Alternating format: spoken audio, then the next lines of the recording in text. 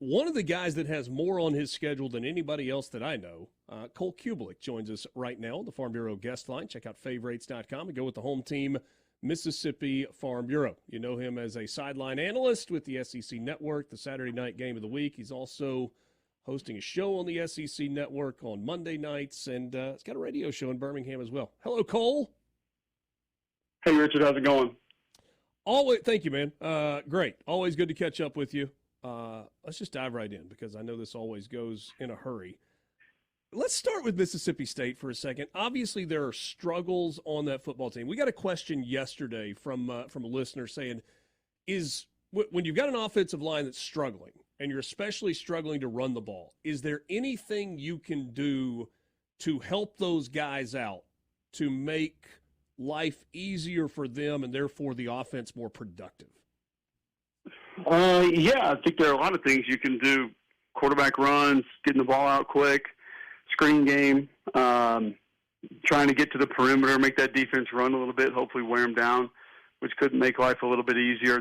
You can slide your protection. You can run like duo, which would be more double teams. But, when you're outnumbered in the box and can't find space to get open, it complicates even that. So, a lot of times too, you look at that offense that Jeff runs, so a lot of it's based on tempo. So it's rhythm and it's feel, and it's kind of getting into that. And when you don't get first downs, it's tough to kind of get that going at certain points in time. So it's there are things that you can do, but it doesn't always automatically equate to success just because you say, okay, now we're going to turn to this and start doing it. It's Borky was kind of crunching the numbers earlier in the show today, and when you take first down plays on each possession for their first three games, there's some where there's 10 yards on first down, 12 yards on first down, maybe a big play on first down, but the overwhelming majority of those plays are 3 yards or less on first down, and that just makes it hard to get into a rhythm, I'm assuming. Absolutely, because that's what those are your tempo starters, and that first down, and if you can't get to that, it's going to be tough to get going. So, and that just changes how people can defend you. And when you get that tempo going, you usually have a defense trapped, either personnel formation, something along those lines, that gives you inherent advantages. So that's what State's got to do, is just find a way to create advantages. And it might be with space, it might be with numbers, but might be with personnel groupings. Some of that might have to change because they've got talent. I mean, the receivers can go. The quarterback knows how to run that offense. The tight end position is one that should really be helping that football team. And I think the backs are fine. I don't think they have one that's dynamic, but I think they have a couple of good backs. So it's just finding what everybody's best at and what guys can be successful at and what they have the best chance of executing. Cole, you're headed to Oxford this weekend as part of the SEC Network Saturday night crew. When you look at, we know the schedule is what the schedule is for Ole Miss, and the competition level is going to continue to go up. Georgia Southern may be the best team that they've played so far this season.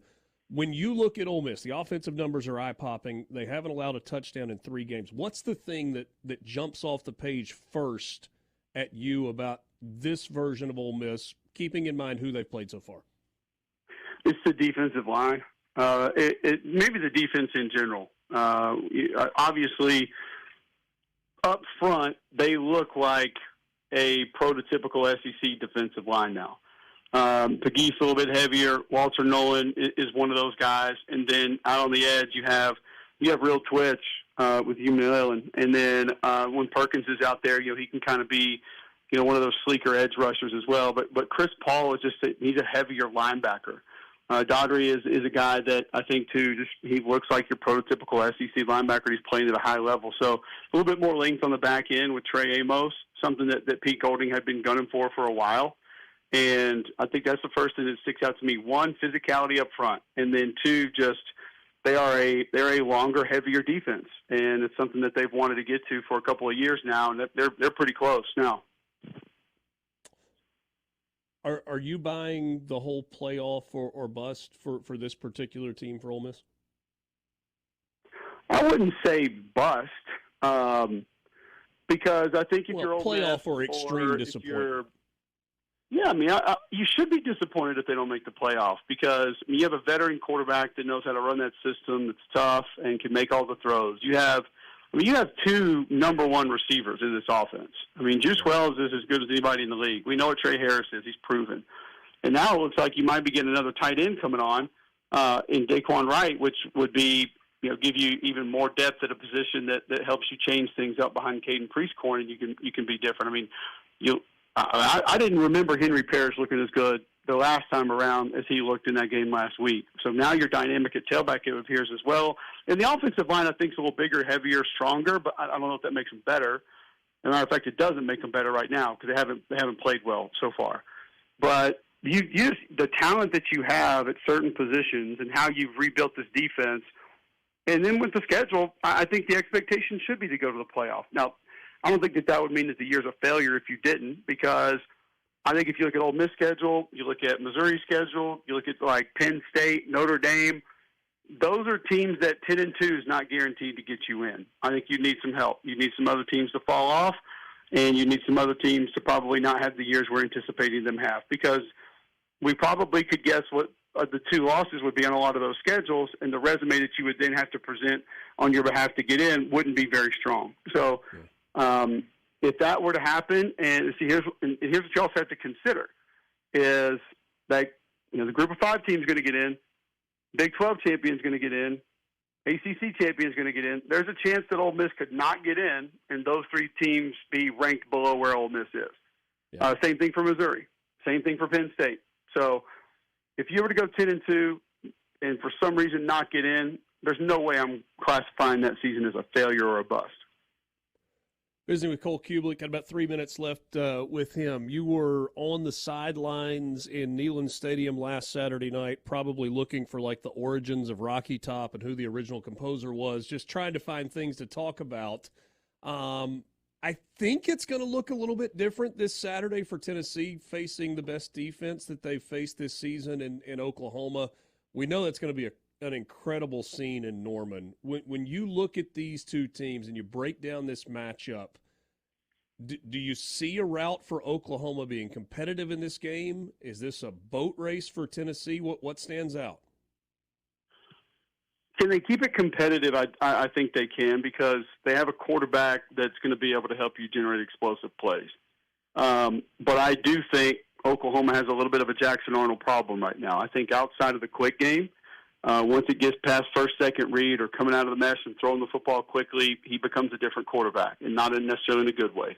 But he can break you down with his legs. He can create explosive plays with his legs. He can get it to Deion Burks quickly, who can be an explosive playmaker. They have other players like Bauer Sharp at tight end who can stretch the middle of the field, a place where I think they should be utilizing him a little bit more.